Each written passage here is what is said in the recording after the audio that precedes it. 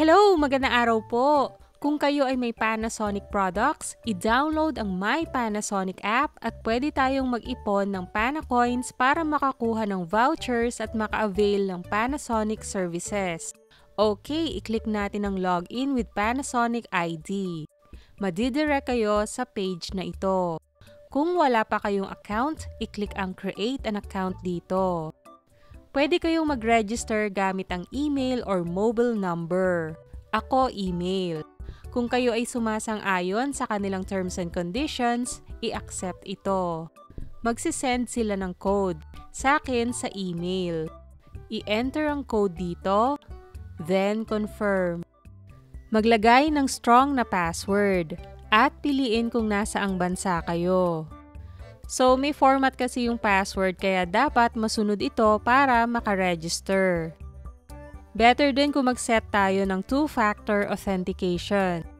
Piliin nyo yung area or country code nyo at ilagay ang mobile number or depende siguro sa registration nyo kanina. Then, click Send Code. So, yung sa akin, tinext yung code. I-enter nyo dito ang code, then confirm. Okay, login success. Ilagay ang inyong pangalan, birthday, mobile number, email at kung may referral code, pwede nyong ilagay dito para dagdag Panacoins. Kung sumasang-ayon kayo sa kanilang terms and conditions at privacy policy at kung gusto nyo makatanggap ng updates from Panasonic, i-click ang mga boxes na ito, then update. So, nasa sa inyo na kung gusto nyong gumamit ng biometrics. Magsiset kayo ng 6-digit passcode at i-verify ito. Okay, so andito na tayo sa dashboard ng My Panasonic app. Dapat makapag-register kayo ng Panasonic product nyo. So, kailangan ang model number, serial number, kailan binili, pati pictures ng product. Kung di pa kayo ready, pwede naman mamaya muna. Kaya lang kung di kasi kayo mag-register ng Panasonic product, naka-lock lahat ng features so di magagamit yung app. So, kumpletuhin muna natin yung profile natin dito. Yan. Click natin itong Resend Verification Email. Then, i-check ang email at i-click ang Activate Your Account. Yan. So, activated na. Balik tayo sa My Panasonic app. Ilagay ang gender at ang inyong complete address, then save. Okay na. Binigyan ako ng 15 Panacoins sa pagkumpleto ng profile. So, dito naman tayo sa referrals. Pwede ring ilagay ang referral code dito at nandito naman ang referral code nyo. Ito yung sa akin. Kung gusto nyo yung referral code ko, nasa description ng video na ito para mas madaling i-copy. Para parehas tayong may Panacoins pag activated na ang account. So, balik na tayo sa dashboard at mag-register na tayo dito ng Panasonic product. Click Register a Product. So, bumili ako ng Panasonic washing machine. Mag-fill out na tayo dito. Piliin nyo lang ang model number ng produkto nyo. Pwede nyo i-check sa stickers or sa manual. At i-enter ang serial number. Makikita nyo ito sa produkto mismo. So, purchase date kung kailan binili. Ayan, okay, apply. Sa product name, kung ano yung gusto nyong ipangalan sa product nyo. Pwedeng picturean ang product or i-upload ang picture galing sa gallery. At picturean din yung serial number. I-check nyo yung sticker sa mismong product or baka nasa manual. So, mag-scroll down para sa owner details. Next. Kung okay na, submit. Okay, product registered. I-review pa ito ng Panasonic at antayin lang ang approval within 48 hours. Pag chinek nyo siya dito sa product registration, under registered product, naka-pending pa siya. At wala pa akong Panacoins dito. Eventually, ayan, nag-notify na approved na daw at may Panacoins. I-check natin. Dito tayo sa product registration, registered product. So, active na siya. Naka-register na ang washing machine ko. Balik tayo sa dashboard. So, next, warranty registration. click natin ang Register a Product Warranty. So, mag-fill out kayo dito ng product info.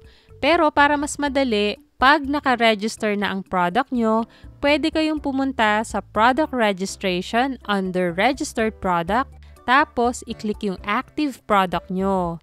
Then, i-click ang Register Warranty para meron ng info yung model number, serial number, at product name. Lalagyan nyo na lang ng purchase date o kung kailan binili. Sa proof of purchase, i-upload nyo yung picture ng resibo or invoice. Yan. Sabi dito, mano-notify kayo 2 weeks bago matapos yung warranty. Basta naka-on ito. Then, syempre, owner details. Pwedeng i-edit para ma-update. Next. I-check mabuti ang mga detalye, then submit. Okay, antayin na lang ma-approve. So, naka-pending at nakalagay kung kailan mag-e-expire ang warranty. At least naka-register na siya, pero wala pang PANA coins hanggat hindi na-approve. Okay, na-approve na ang warranty. Check natin sa warranty registration, under registered warranties. Ayan, so active na ang warranty ko at may PANA coins din ako nakuha. Okay, halimbawa ipapaayos nyo yung Panasonic product nyo. Punta lang kayo dito sa Service Appointment. Click natin ang Repair. Next. So category, anong klaseng product siya. Tapos yung product model, na usually nasa stickers to sa product or sa manual. Date kung kailan nyo gustong ipa-repair. Yung mga itim na dates ay available. Halimbawa yan, apply. Then, anong oras nyo gustong puntahan ng technician? Okay? Next, i-check nyo yung contact details nyo para hindi sila mahirapan na kontakin kayo or puntahan.